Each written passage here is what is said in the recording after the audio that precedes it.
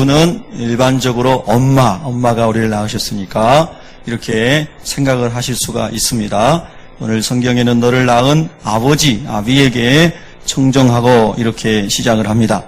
너를 낳은이라고 할 때 그 나타라고 하는 히브리 원래의 얄라드라고 하는 의미는 크게 두 가지 의미로 설명할 수가 있습니다. 아기를 낳는 여자의 행동을 묘사할 때 쓰고, 또 남자 입장에서 아버지가 되는 것을 말할 때도 이 얄라드라는 히브리어 동사를 씁니다. 그래서 이 두 가지 의미를, 아버지와 어머니의 의미를 사실 얄라드라는 말에 다 담고 있다, 이렇게 볼 수가 있습니다. 그래서 이걸 좀 그렇게 설명하면 너를 낳은 부모님에게 청정하라, 이렇게도 번역할 수 있다, 이런 뜻이 되겠습니다. 자, 오늘 여기 22절에 보면 청정하라, 부모님에게 순종하라, 따르라, 청정하라는 말은 말씀에 귀를 기울이고 이해하고 순종하라, 이런 뜻을 가지고 있습니다. 자, 이렇게 우리 처음에 이렇게 말씀이 이제 시작이 됩니다. 자, 한번 따라하겠습니다. 청정하라. 자, 근데 우리가 이 세상에 살아갈 때 보면 우리 부모님들의 환경과 배경이 다 다릅니다. 어떤 분은 어떤 다른 종교를 모시는 분이 계시고, 어떤 다른 신을 모시는 분이 계시고, 종교적, 문화적 배경, 교육적 배경이 부모님마다 여러 다양하게 나타날 수가 있습니다. 오늘 우리는 성경을 읽을 때에 이 성경은 히브리적 배경에서 기록된 것을 항상 기억을 하셔야 됩니다.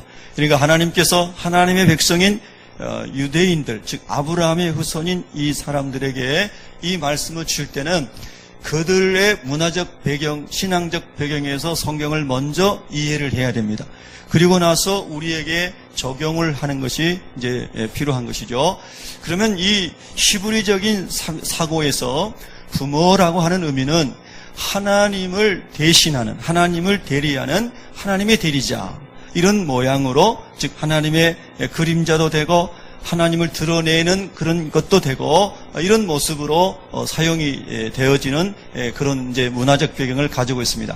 자, 그러면 이것을 또다시 풀어보면 뭐냐면, 부모님이 하시는 훈계와 그리고 교훈과 또는 책망과 이런 모든 것들은 어디에 근거하는가 하는 원리를 이제 찾아가면 그것이 바로 하나님께서 주신 10계명으로부터 시작한다고 하는 것입니다.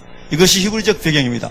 오늘 우리가 가정마다 부모님들이 자녀들을 교훈할 때에 자기 종교적인 배경하에서 교훈하고, 당신이 배운 바대로, 나는 삼강오륜, 나는 유교적 배경, 나는 불교적 배경, 나름대로의 배경에서 배운 것을 가지고 자녀들을 훈육하지 않습니까? 그러나 히브리인들의 그런 모든 교훈과 책망과 바르게 함과 의롭게 함의 모든 교훈의 백그라운드, 근본은 뭔가 하면 그게 하나님의 말씀이고 그것이 10계명입니다. 그래서 그 10계명을 우리가 다 아시다시피 1계명부터 4계명까지는 하나님을 어떻게 잘 기쁘게 해드릴 수 있는가 하는 것입니다. 왜냐하면 하나님이 우리를 창조하신 영혼의 아버지시고 육신도 조성하신 아버지시기 때문입니다. 할렐루야. 이 말씀을 조금 더 제가 설명해 드리면, 예수님께서 말씀하시기를 땅에 있는 자를 아버지라 부르지 말고, 땅에 있는 자를 지도자라 부르지 말고, 땅에 있는 자를 선생이라 부르지 말라, 이런 말씀을 하셨죠. 그 말씀은 아버지라 부르지 마라, 이런 의미가 아니고, 땅에서 우리가 살아가는 동안에는 육신의 부모가 계시고 지도자가 있고 선생님이 계시고 다 하시지만, 그러나 궁극적으로 우리의 참 지도자는 하나님이시고 우리의 진짜 선생님도 하나님이시고 우리의 아버지도 하나님이시라는 것을 강조하여 설명한 것이죠. 또 우리가 우리 땅을 떠나서 우리의 본향인 하나님의 나라에 가면 진짜 우리의 왕이시고 주인이시고 아버지시고 선생님이신 분은 하나님밖에 없는 줄로 믿습니다. 우리 땅에 사는 동안에는 하나님께서 육신을 통하여, 육신의 부모님을 통하여 우리를 이 세상에 오게 하심으로 육신의 부모님이 계시고 삶을 배워가는 가정에 지도자도 선생님도 필요하게 하신 것이지만, 그러나 그 궁극적인 본질적인 선생님, 아버지, 지도자는 하나님밖에 없으시다, 이런 뜻입니다. 그래서 그 10계명의 4계명까지는 그 우리를 창조하신 하나님을 어떻게 우리가 잘 예배할 수 있는가, 이게 인간의 본분인데 지음받은 피조물의 근본이 그것인데 어떻게 하나님을 잘 예배할 것인가? 그거를 설명하는 게 4계명까지이고 5계명부터는 인간의 관계 속에서 우리가 하나님이 원하시는 삶을 살아가도록 주신 계명이지 않습니까? 근데 그 5계명 이하에서 첫 번째 되는 5번째 계명이 내 부모를 공경하라입니다. 그래서 1계명이 하나님 외에 다른 신을 두지 말고 하나님만을 예배하라 했던 그 그림자, 그것이 5계명 속에서 땅의 계명들 중에서 내 부모를 공경하라 이렇게 말씀하셨는데, 이 말씀은 다른 말로 하면 하나님의 말씀을 가지고 하나님을 잘 예배하고 잘 공경하고 그 말씀을 따라 살아가는 사람이 육신의 부모도 잘 공경하고 섬길 수 있는 원리다, 이런 말씀입니다. 여러분, 오늘 우리가 이런 말씀을 통해서 우리가 정말 하나님의 말씀에 근거한 공경과 그리고 순종함과 섬김과 이런 삶의 원리들을 다시 한번 확인하고 또 붙잡을 수 있는 시간이 될 수 있기를 축복합니다. 자, 여러분, 우리가 내 부모를 순종하고 공경하고 심지어는 복종하라, 이런 성경의 말씀들, 특별히 에베소서 5장과 6장에 나와 있는 그런 말씀들을 들을 때에 어떤 분들은 우리 부모님이 나에게 해준 것이 아무것도 없습니다. 나는 그냥 태어나자마자 버려진 자식이었습니다. 그런 환경, 그런 배경을 가지고 계신 분도 계십니다. 또 나는 부모로부터 받은 것이라고 하는 것은 내가 날 때부터 장애인으로 어떤 육체에 연약한 제한된 것으로 이렇게 받은 것밖에 없습니다. 나는 내 몸으로 어떻게 움직여서 효도할 수 있는 그런 것도 되지 않습니다. 나는 지적 장애자로 태어나서 나는 여러 가지 모든 사람의 환경이 다릅니다. 그런데 어떻게 나는 감사할 이유가 하나도 없는데, 부모님께 공경해야 될 그런 것이 아무것도 없는데 내가 어떻게 부모를 공경해야 됩니까? 이런 환경에 있는 분들도 이 세상에는 참 많습니다. 특별히 청소년기를 지나가면서 그런 어려운 환경 가운데 태어난 아이들은 많이 좌절하게 되고 방황하게 되고 부모를 떠나게 되고 집을 등지게 되는 그런 일들도 우리가 많이 보게 되는 것이죠. 그러면 성경은 우리에게 이런 많은 환경 가운데는 다양한 고통과 어려움 가운데 살아가는 사람들에게 동일한 해답을 주셔야 할 텐데 어떤 해답을 주시느냐 하는 것입니다. 좋은 환경에 태어나서 부모님에게 좋은 것을 물려받아서 늘 기쁘고 행복하게 식사도 대접해드리고 효도할 수 있는 환경에 있는 사람도 있지만 그렇지 못한 사람도 너무나 많은데, 그 모든 사람이 다 감사와 기쁨으로 부모님께 순종하고 공경하고 형제 우애하고 자녀를 사랑하고 살아갈 수 있는 어떤 그런 근거가 되는 것이 무엇입니까? 라고 말할 때에 성경은 우리에게 대답을 해주신다는 겁니다. 세상에서는 그런 답을 찾기가 참 어렵습니다. 자, 여러분, 원래 우리 인간은 하나님의 형상대로 지음받아서 하나님의 말씀에 순종하면 화목하고 평강하고 기쁨이 가득한 모든 것을 하나님 안에서 누리는 거룩하고 샬롬이 가득한 삶을 살도록 하나님이 창조하셨습니다. 그래서 에덴이라고 하는 그 샬롬의 동산에 우리 사람을 하나님이 두시고 모든 것을 다스리고 누리라고 말씀해 주셨습니다. 그런데 우리 인간의 최초의 조상이 된 아담이 어떤 종교를 믿든 간에 우리가 올라가면 유인한 원숭이가 우리의 조상이 아니라 하나님이 아담이라고 하는 사람을 만들어서 그 아담으로부터 하와로부터 우리가 다 번성하게 된 줄로 믿습니다. 그런데 그 아담이 하나님의 말씀을 불순종했어요. 즉 우리의 영혼의 아버지이신 아버지의 말씀을 불순종했어요. 그리고 마귀의 말을 귀담아 듣고 순종했어요. 그래서 악을 알게 하는 선악과를 따먹었어요. 그래서 악이 들어오게 됐어요. 그리고 그 죄악으로 말미암아 땅도 저주를 받아서 땅이 가시와 엉겅퀴를 내게 됐어요. 땅만 가시와 엉겅퀴를 내는 게 아니라 우리 인생 가운데도 가시와 엉겅퀴와 같은 질병과 고난과 전쟁과 죽음과 억울하게 일을 당하는 것과 이런 많은 죄악으로 말미암은 결과들이 우리 인생에게 찾아왔어요. 그래서 그 죄로 인하여서 어떤 사람은 태어날 때부터 어떤 사람은 살아가면서 많은 고난들을 당하며 살아간다 이 말입니다. 그런데 여러분, 예수님께서 둘째 아담으로 이 세상에 오셔서 첫째 아담의 죄악된 실패를 둘째 아담으로 오신 우리 예수 그리스도 하나님이신 그분이 오셔서 우리의 죄악의 짐을 다 담당하시고 죽으심으로 죄의 문제를 해결해 주시고 이 땅에서는 죄의 결과로 말미암아 가시와 엉겅퀴가 있는 이 세상에서 우리가 살아가지만, 광야 같은 세상을 살아가지만 이 광야의 삶이 끝나면 우리가 영원한 하나님의 나라, 이 하나님이 통치하시는 나라, 이 하나님의 나라가 뭡니까? 의의 왕, 사랑의 왕, 평강의 왕, 진리의 왕, 그 왕이신 하나님이 통치하시는 나라가 하나님의 나라입니다. 물론 이 땅의 광야를 지나가면서도 우리 마음이 하나님이 통치하시는 땅이 되면 우리가 하나님의 나라를 사는 것입니다.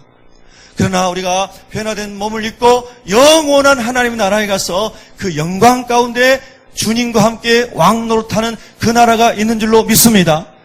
이 하나님의 나라가 내 것이 되고 예수님 안에서 그 나라를 소유한 사람들이 이 육신을 입고 살아가는 동안에 땅에서 만나게 되는 모든 가시와 엉겅퀴와 같은 인생의 고난 속에서도 참 아버지이신 하나님을 만났으므로, 참 구주이시고 우리의 왕이신 예수님을 만났으므로 우리가 이 세상에서 부모를 어떻게 섬겨야 되고 하나님을 어떻게 섬겨야 되고 이웃을 어떻게 섬겨야 하는지 그 하나님 안에서의 원리를 발견하게 되고, 그것을 발견한 사람이 주님 말씀하신 대로 승리하는 삶을 살아가게 되는 줄로 믿습니다. 오늘 저와 여러분은 그 예수님 안에 있는 진리를 다시 한번 붙잡으심으로 환경을 초월하여 사랑하고 섬기는 그런 은혜가 부어지기를 예수님의 이름으로 축원합니다. 여러분, 청종한다라고 하는 건, 듣고 따라간다라고 하는 것은 결코 쉬운 일이 아닌데 하나님의 마음이 있는 사람은 그렇게 살 수 있는 것을 성경은 많이 보여주고 있습니다. 그 중에서 하나의 모델을 보면 요셉 모델을 우리가 생각할 수가 있습니다. 한번 따라하겠습니다. 요셉 모델. 요셉이라고 하는 사람은 제가 늘 즐겨 묵상하고 요셉 정말 좋아합니다. 요셉은 예수님의 그림자이기도, 예수님의 예표이기도 합니다. 그래서 예수님께서 은 30에 이렇게 팔리셨는데 이 요셉도 은 20에 팔려나가는 이런 모든 요셉의 이야기는 예수님의 오실 예수님의 그런 이제 것을 보여주는 예표다, 이렇게 설명을 하고 있습니다. 자, 여러분 요셉을 한번 묵상해 보겠습니다. 청종하는 것이 얼마나 어려운가, 그러나 하나님의 말씀 안에 있는 사람은 어떻게 청종하는가, 그리고 그 청종의 결과는 어떤 축복을 가져오는가, 이것을 요셉을 통해서 보여주는 것이고, 그 요셉에게서 보여준 것이 예수님께서 하나님 아버지에게 청종하심으로 말미암아 어떠한 구원과 어떠한 생명의 역사가 우리에게 오게 되었는가도 설명해 주는 것이죠. 자, 요셉은 한 집안의 11번째 아들로 태어났습니다. 그리고 자기 어머니는 동생 베냐민을 낳고 죽으셨습니다. 라헬이라고 하는 엄마는. 그리고 그의 형들의 10명의 형들은 배가 다른 어머니로부터 태어난 형들이었습니다. 요셉은 야곱이 늙어서 노년에 얻은 아들이었고 자기가 더 사랑하는 라헬로부터 얻은 아들이었기 때문에 요셉을 야곱이 더 사랑하였다 그랬습니다. 그래서 우리로 말하면 색동옷을 지어주고 그 어린 요셉을 사랑했습니다. 그랬더니 그것이 너무나 싫어서 배다른 이복 형들이 요셉을 아주 시기하고 질투하고 미워했습니다. 아마도 성경에 자세하게 나오지는 않았지만 아버지 안 계실 때 요셉의 뒤통수도 막 때렸을 것 같아요. 예. 그러고도 남을 형들입니다. 그래서 요셉이 많이 구박을 받고 힘들게 그 집에서 살았습니다. 차라리 아버지가 색동옷을 만들어주지 않고 요셉을 유별나게 사랑하지 않았다면 그런 형들로부터 어려움은 안 당했을지도 모르겠습니다. 어쨌든 요셉에게 어느 날 야곱이, 사랑하는 아들아, 내가 너에게 심부름을 좀 시켜야 되겠다. 요셉아, 네 아버지. 한번 따라하겠습니다. 네 아버지. 네 어머니. 네. 그래서 요셉이 딱 야곱 앞에 왔습니다. 요셉아, 네 형들이 저기 세겜에서 양을 치지 않니? 네 아버지. 근데 네 형들이 지금 어떻게 됐는지 궁금하구나. 네가 형들에 대해 가가지고 형들이 안전하게 잘 있는지, 양들은 안전한지 좀 보고 나에게 와서 얘기 좀 해줄 수 없겠느냐. 그리고 형들이 얼마나 배고프겠냐. 간식도 가져가가지고 형들에게 좀 전해줘라. 그래서 여러분 같으면 예 아버지 바로 그러시겠죠. 할렐루야. 여러분은 오늘 설교 안 들어도 되실 분들은 근데 대개 사람들은 그거 참 어려운 일입니다. 형들이 자기를 아껴준 것도 아니고 늦둥이라고 사랑해준 것도 아니고 자기를 늘 구박했던 형들인데 요셉이요 창세기 37장 13절에 보면 내가 그리하겠나이다 이렇게 대답을 합니다. 한번 따라 하겠습니다. 내가 그리하겠나이다. 이것이 아버지의 말씀에 청정하는 환경을 초월하여 청정하는 모델을 하나님이 보여주시는 겁니다. 하나님을 만나고 하나님의 꿈을 꾸고 하나님의 세계 비전을 가지고 있는 요셉은 작은 삶의 울타리에 묶여있는 것이 아니라 하나님의 비전 가운데서 아버지의 말씀을 순종하는데 그 비전이 어떻게 세부적으로 일어나게 될지는 성취게 될지는 요셉 자신도 모르는 겁니다. 그런데 하나님의 계획은 그가 할 수 없는 순종 가운데서 순종할 때에 하나님의 그 큰 그림이 요셉 삶 속에 이루어지도록 하나님이 설계하신 겁니다. 흔히 말하는 하나님이 그렇게 섭리하신 겁니다. 여러분 참 오늘 주님께서 우리에게 이런 말씀 앞에 아멘 될 수 있게 해주시기를 축복합니다. 그래서 요셉이 내가 그리하겠나이다 하고 이제 헤브론 땅에서 세겜을 향하여서 올라가는데 대략 직선거리로 헤브론에서 세겜까지는 한 80km가 넘습니다. 제가 여러분 이해하기 쉽게 말씀드리면 여기서 저 거의 가평 정도 갈 정도로 여러분 가평군 남면 정도 갈 정도로 먼 거리입니다. 여러분 자동차를 타고 가셔도 1시간 이상을 내달리셔야 되는 거리인데 요셉이 그 산길을 헤브론 산지길을 걸어서 그 머나먼 길을 남쪽 헤브론에서 저 북쪽 예루살렘을 지나 세겜 저 북베델 지나 실로 지나 저 북쪽 세겜 땅까지 갔습니다. 근데 거기 형님들이 계세요 안 계세요? 안 계시는 겁니다. 그러면 이제 이제 됐다. 저는 이 말씀을 생각할 때마다 마음을 다시 새롭게 합니다. 묵상할 때마다 이쯤 됐으면 내가 아버지 말씀 순종했고 꼴 보기 싫은 형들도 안 봤으니 잘 됐다. 빨리 돌아가자. 자, 이 정도에서 동의하시는 분 한번 속으로 손들어 보시기 바랍니다. 이 정도만 했어도 굉장한 거 아니에요, 여러분? 요즘에 여러분 자녀들에게 저 슈퍼마켓에 가가지고 콩나물 좀 사와라. 그러면은 그게 80kg도 아니고 8kg도 아니고 800m도 안 되는데 네 아버님, 네 어머님, 여러분 집은 그럴 줄로 믿습니다. 그런 자녀들이 점점 줄어들지 않습니까? 그렇잖아요, 여러분요. 다 자기중심적이고 이기주의적이고 나만을 좀 챙겨주기를 원하는 마귀적인 생각이 타락 이후에 모든 인생 가운데 찾아와서 하나님과 같이 되어보려고 하는 게 뭡니까? 다 자기 영광만을 위해 살고자 하고자 하는 거 아니겠습니까? 그것이 또 이 세대의 풍조이기도 하고요. 근데 요셉이요, 그래서 돌아오지 않고 막 방황을 하면서 형들을 찾는 거예요. 자기를 그렇게 미워하고 군밤 때리고 너만 잘났나 이놈아 막 그러고 하는 형들을 그거 좋아가지고 찾아다니는데 그게 주님의 마음입니다. 아멘. 그래도 어떤 사람들이 지나가면서 사람들이 아저씨 혹시요 이렇게 생긴 사람들 못 봤어요? 우리 형님들인데 제가 먼 길을 찾아오는데 안 보이는데 큰일 났습니다. 우리 아버지가 꼭 만나고 오라 했는데 못 찾겠습니다. 아까 어떤 사람들이 그런저런 얘기하면서 저 북쪽 도단으로 간다고 하더라. 그러니 거기서 또 한 20km 이상을 걸어 올라가야 도단이 있는데 요셉이 또 그 길을 가는 겁니다. 여러분 요셉은 딱 바보 천치입니다. 한번 따라하겠습니다. 요셉은 바보입니다. 근데 하나님 말씀대로 살아가는 사람은 다 바보 같아요. 진짜로. 진짜 바보, 딱 영락없는 바보입니다. 옆 사람에게 인사하겠습니다. 꼭 바보 같습니다. 할렐루야. 세상 사람들은 바보란 말 별로 안 좋아합니다. 근데 예수님 말씀 따라가는 사람은 바보 같은 일을 좀 많이 합니다. 여러분 좀 바보가 되시기 바랍니다. 늘 위험만 갖추고 사시려고 하지 마시고 좀 바보처럼 살아가시기 바랍니다.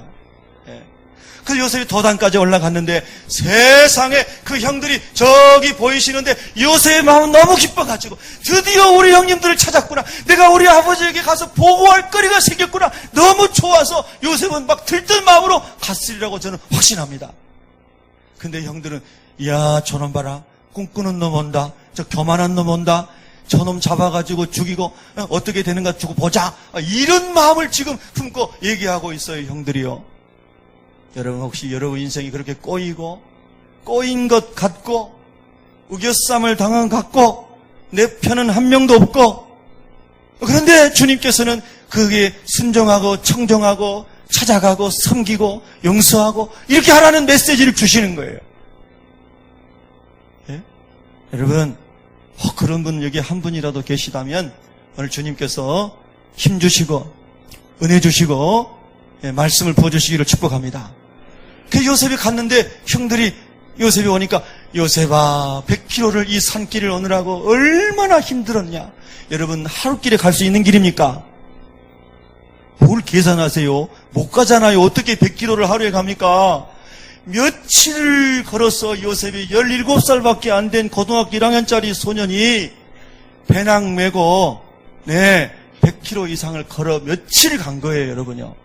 그러면 아무리 요셉이 꼴 보기 싫고 잘난 척하고 그렇게 보여도 그 먼 길을 동생이 왔으니까 좀 안아도 주고 참 냉수도 좀 한 모금 주고 좀 그러면 좋잖아요.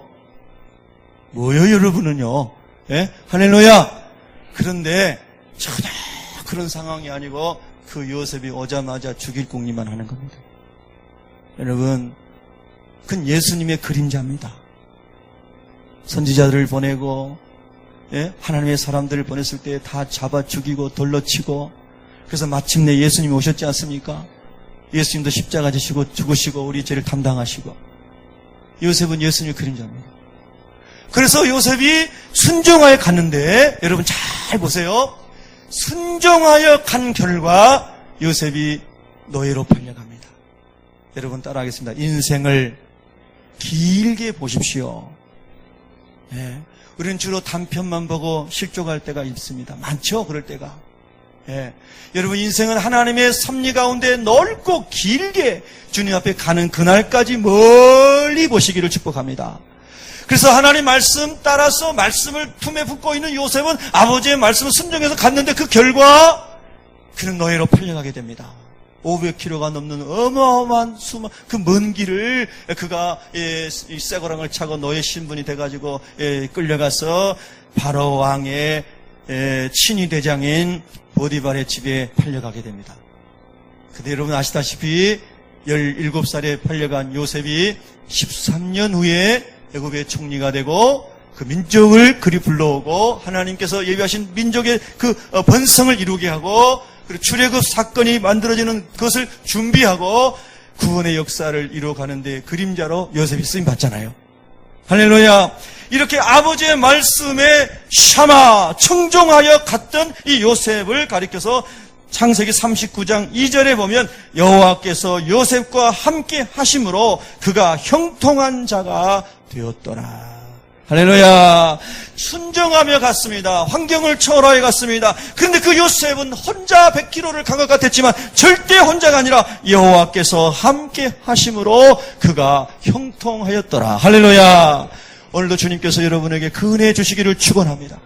주님 말씀 순종하실 때 어떤 질병이 있으십니까? 암의 질병도 치유되시기를 축원합니다. 여러분 어떤 큰 문제 있습니까? 주님 해결해 주시기를 축원합니다. 그렇게 일하실 수 있기를 축복합니다. 하나님. 아멘. 그 요셉이 그런 하나님의 말씀을 따라 살아가는 아버지의 말씀을 청정하였을 때 하나님이 그런 은혜를 부어 주셨습니다. 순종은 놀라운 결과를 가져옵니다. 그러나 여러분 이 세대는 로마서 12장의 말씀처럼 너희는 이 세대를 본받지 말고 오직 마음을 새롭게 함으로 변화를 받아 하나님의 선하시고 기뻐하시고 온전하신 뜻이 무엇인지 분별하도록 하라 했는데, 이 세대는 로마서 1장 31절에도 보면 우매한 자요, 배약하는 자요, 무정한 자요, 무자비한 자. 그래서 갈수록 악하고 음란 세대 사람들은 무정하고 무자비해진다는 겁니다. 무정하다 사랑이 없어집니다. 무자비하다 긍휼이 없어져요. 친절함이 없어져요. 자비로움이 없어져요. 이런 세대 가운데 계속해서 마귀는 우리 인생 가운데 파멸로 가는 악한 것들을 막 불어넣는데, 그런데 여러분 오늘 우리는 이 세대를 본받지 말고, 할렐루야, 마음을 새롭게 함으로. 무엇으로 마음을 새롭게 합니까? 하나님의 말씀을 붙잡음으로. 23절을 읽겠습니다. 23절 시작.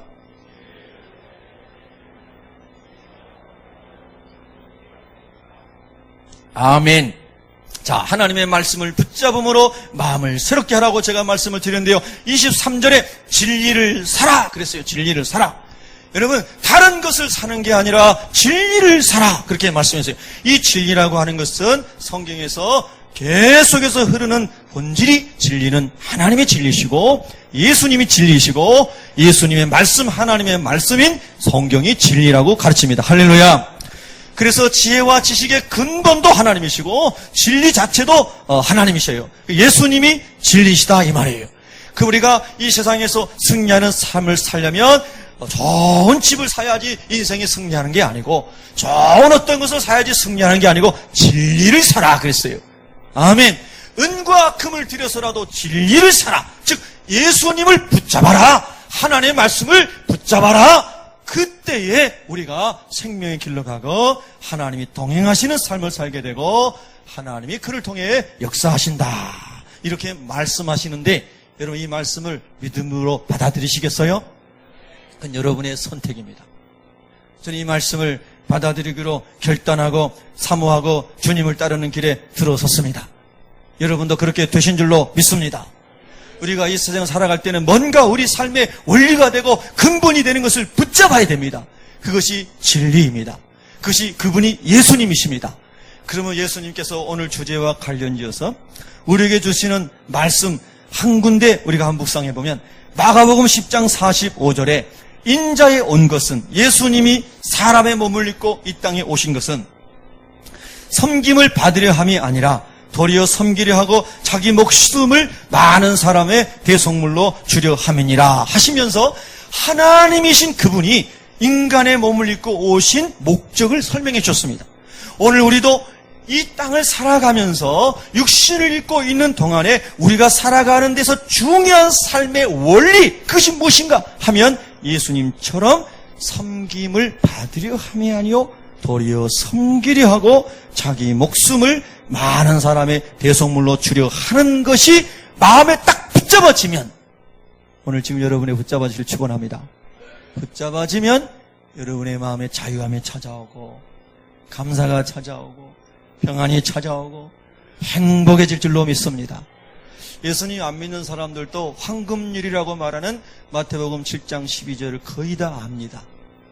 대접을 받고자 하는 대로 남을 먼저 대접하라는 말씀이에요. 그래서 안 믿는 사람들도 그런 말을 많이 해요. 황금률. 여러분, 우리가 이 세상을 살아가는 동안 승리하는 비밀, 섬길 수 없는 부모님 같은 분일지라도 섬길 수밖에 없는, 자원함으로 섬길 수밖에 없는 이유, 그 모든 것이 어디에 있는가? 그것이 진리이신 예수님 안에 있다는 것입니다. 그래서 예수님께서 말씀하신 대로 그 진리이신 예수님의 말씀을 딱 붙잡으면 우리는 세상을 이기는 사람이 됩니다. 그걸 좀 더 풀어보면 예수님이 섬기러 오셨는데, 자, 누가복음 2장 51절에 보면은 예수님께서 12살 때에 하신 말씀이에요.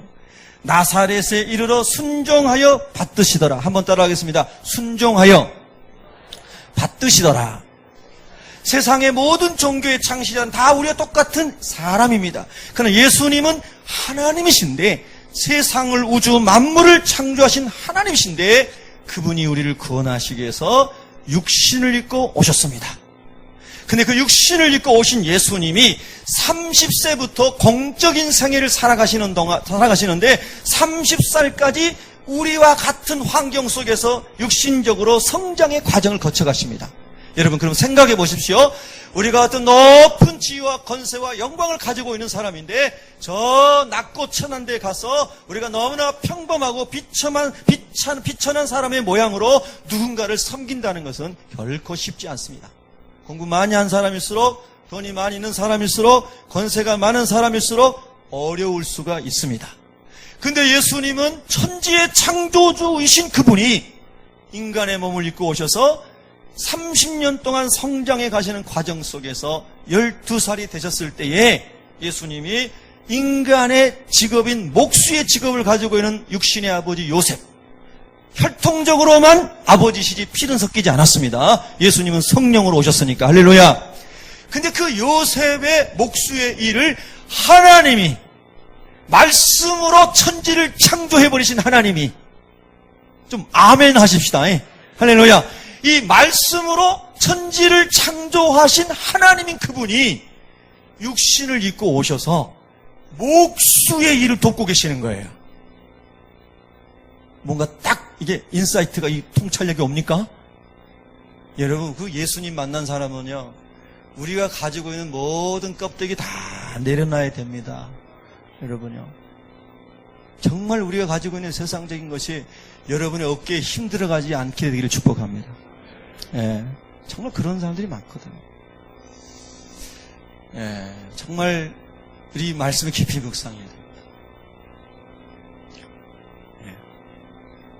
그래서 예수님께서 하나님이시고 창조주이신 그분이 피조물인, 그것도 피조물 중에서도 목수 일을 하고 있는 요셉 아버지를 도와서 애야 대패 가져와라. 예수님이 대패를 갖다 대는 거예요. 그죠? 애야 톱이 필요하다. 예수님 톱을 날리시는 거예요. 예수님은 하나님이신데 인간의 몸을 입고 오셔서 우리의 죄를 담당하러 오셔서 신성을 제한하시고, 신학자들이 그렇게 설명합니다. 하나님의 신성을 제한하시고 우리가 겪고 있는 육신의 목마름과 배고픔과 육신이 겪을 수 있는 고통을 다 겪으시면서, 할렐루야, 주님이 그런 모습을 보여주시는 거예요. 여러분, 이 말씀이 정말 우리에게 믿어져 봐요. 그럼 우리 삶은 변화되어야만이 정상인 거죠. 아멘. 예. 그래서 예수님이 그런 일을 하셔요. 요한복음 19장 26절 27절에 보면은 예수님께서 십자가에서 우리 죄를 담당하시고 죽으시면서 사도 요한이 밑에 있는 것을 예수님 보시고 보라 내 어머니라 하면서 요한에게 예수님의 어머니를 예수님이 부탁을 하십니다. 예수님은 하나님이신데 육신의 어머니를 마지막 순간까지 그 한 호흡 하기도 힘든 그 십자가 위에서 예수님께서는 어머니를 요한에게 부탁하신다는 겁니다. 하나님 아버지의 말씀을 순종하여 십자가에서 죽으신 예수님은 우리가 어떻게 하나님을 공경해야 되고 육신의 부모를 어떻게 섬겨야 하는지를 예수님이 그대로 보여주신 줄로 믿습니다. 여러분, 이 예수님의 사랑, 예수님의 은혜, 하나님의 이 사랑을 알지 못한 사람은 여러분 사랑에 제한이 있습니다. 무조건적 사랑을 하기가 어렵습니다. 그 사랑의 근거가 없기 때문입니다. 그러나 그 사랑의 근거 되신 하나님 예수님을 알게 된 사람은 환경을 초월하여 부모를 공경할 수가 있는 줄로 믿습니다. 환경을 초월하여 자녀를 사랑할 수 있을 줄로 믿습니다. 이것이 우리가 이 땅을 살아가는 동안에 가시와 엉겅퀴가 많은 세상 속에서도 하나님의 은혜로 승리하는 비밀 아니겠습니까? 자, 그러면 우리가 또 그 다음 구절을 봅니다. 24절 읽겠습니다. 24절 시작.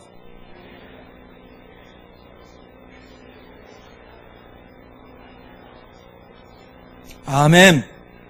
그 의인이라고 하는 것은 히브리적 개념에서 차디크라고 하는 그 원어의 의미는 모든 행위에 의로우신 하나님의 성품에 부합하는 옳은 삶을 살아가는 것을 의인이라고 그랬고, 그 모델을 욥으로 성경이 설명을 하고 있습니다. 그 다음에 나오는 지혜로운 자라고 하는 말도 역시 그 뜻은 하나님의 뜻을 존중하며 하나님의 말씀에 순종하는 자를 묘사할 때에 이 지혜로운 자라고 하는 히브리어 동사를 썼습니다. 하캄이라는 동사를 썼습니다. 그래서 이 두 가지 의인과 지혜로운 자는 사실 원어적 의미를 보면 똑같은 의미를 담고 있다, 그런 뜻입니다. 그래서 하나님의 말씀을 따라 하나님을 잘 경외할 뿐만 아니라 부모를 잘 섬기고 공경하는 사람을 의인이라고도 하고 지혜로운 자다, 이렇게도 성경이 말씀하고 있다는 것입니다. 자, 여러분, 오늘 우리가 이렇게 하나님의 말씀 가운데 육신의 부모를 잘 섬길 때에 그 자녀의 아버지는 크게 즐거워할 것이요. 24절에 할렐루야. 그리고 그를 인하여 즐거울 것이니라. 여러분, 그런 가정 되시기를 축복합니다. 예, 이거 하나님의 은혜가 임해야 이런 일이 일어날 줄로 믿습니다. 대개 우리는 환경의 지배를 받습니다. 예, 조건 가운데 우리가 갇히게 되죠. 그런데 그런 모든 환경과 조건을 뛰어넘을 수 있는 능력이 이 주님의 진리를 붙잡는 것입니다. 믿으시면 아멘. 정말 저는 그런 은혜 주님이 다시 이 시간에 더 많이 부어주셨으면 좋겠습니다. 시편 16편 11절에 보면은요, 주께서 생명의 길을 내게 보이시리니 주의 앞에는 충만한 기쁨이 있고 주의 오른쪽에는 영원한 즐거움이 있나이다. 할렐루야. 다윗의 고백 속에 다윗도 수많은 난관과 어려움이 많이 있었지만 주님께서 생명의 길을 내게 보여주셨고, 그리고 내가 주님 앞에 있을 때는 언제나 충만한 기쁨이 있습니다. 믿으시면 아멘. 저는 어디서 이거 사무엘하 14장 이하에 나오는 압살롬의 반역 이야기, 그런 성경, 구약 성경을 이렇게 묵상하고 읽으면서 다윗의 인생 가운데 얼마나 많은 고난이 찾아왔는지 모릅니다. 특별히 자기 자녀들로 인하여 많은 고난을 당했습니다. 그의 삶 가운데 기뻐할 일을 찾기가 어려울 정도로 너무너무 많은 고난을 당하던 때가 있었습니다. 그런데 그때 고백합니다. 주님께서 생명의 길을 내게 보여주셨습니다. 주님 앞에는 충만한 기쁨이 있습니다. 할렐루야. 여러분, 그래서 그와 같이 버림받아도 내 부모는 너를 버릴지라도 하나님 날 버리지 않는다고 하는 이 고백 속에 주님 앞에 영원한 즐거움 가운데 그가 하나님을 영화롭게 하고 주님을 위해 살 수 있는 사람이 된 줄로 믿습니다. 여러분, 우리 성경 구절 몇 구절만 더 묵상하고자 합니다. 요한복음 3장 16절에 보면 하나님이 세상을 이처럼 사랑하사 독생자를 주셨으니, 이것이 부모된 우리가 자녀를 사랑하고 섬기고 양육해야 되는 성경적 근거입니다. 하나님이 우리를 그렇게 사랑하셔서 독생자를 주신 것처럼 제가 부모의 입장에서는 저의 자녀들을 그렇게 사랑하고 섬겨야 될 줄로 믿습니다. 로마서 5장 8절에 보면 우리가 아직 죄인 되었을 때에 그리스도께서 우리를 위하여 죽으심으로 하나님께서 우리에게 대한 자기의 사랑을 확증하셨느니라. 자녀들을 사랑하려고 보니까 아마 지금도 이런 말씀 들으시면서 좀 부담되시는 분 계실 거예요. 목사님, 그런 말씀하지 마세요. 우리 애들은 말도 안 들어요. 맨날 나가서 술 먹고 늦게 들어오고요. 그냥 맨 늘어서 자기만 하고요.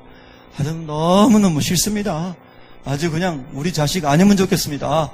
우리 교회는 그런 분 없는 줄로 믿습니다. 근데 혹시라도 혹시 주변에 그런 분이 계시다고 하면은요, 우리가 그런 문제도 주님의 진리를 붙잡을 때에만 이길 수가 있습니다. 오늘 성경이 대답하시는 거예요. 네 자녀가 그런 자녀냐? 학교는 간다고 가는데 다니는지 안 다니는지도 모르겠느냐? 참 다양한 사람들이 많잖아요. 눈물 흘릴 일이 많습니다. 성경은 이렇게 대답합니다. 우리가 여전히 죄인이었을 때, 우리가 여전히 하는 일마다 헛된 일이고 악한 일이고 음란한 일이고 허물과 죄 가운데 빠져서 그 죄의 늪에서 헤어나오지 못하는 그런 저주받은 지옥과 마땅한 인생이었을 때에 우리 하나님 아버지께서 우리를 구원하시기 위해서 독생자 예수 그리스도를 보내주셨다는 것입니다.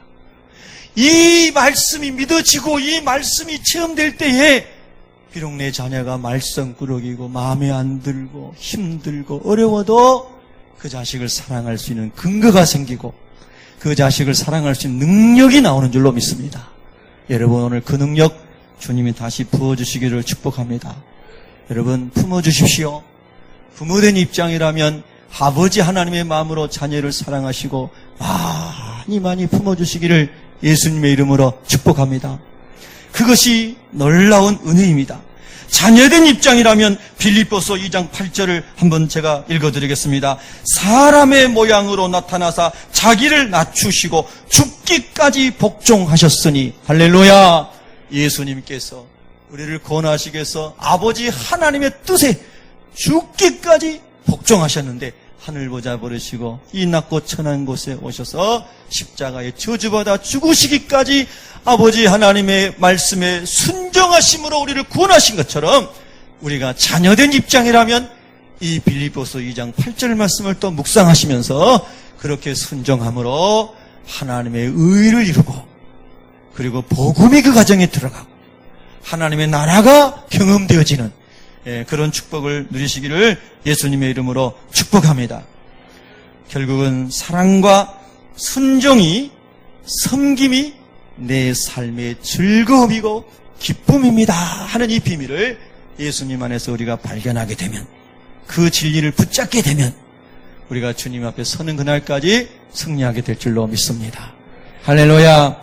한번 따라해 보겠습니다. 사랑과 순종 속에 즐거움과 기쁨을 누리시기 바랍니다. 아멘. 우리 기도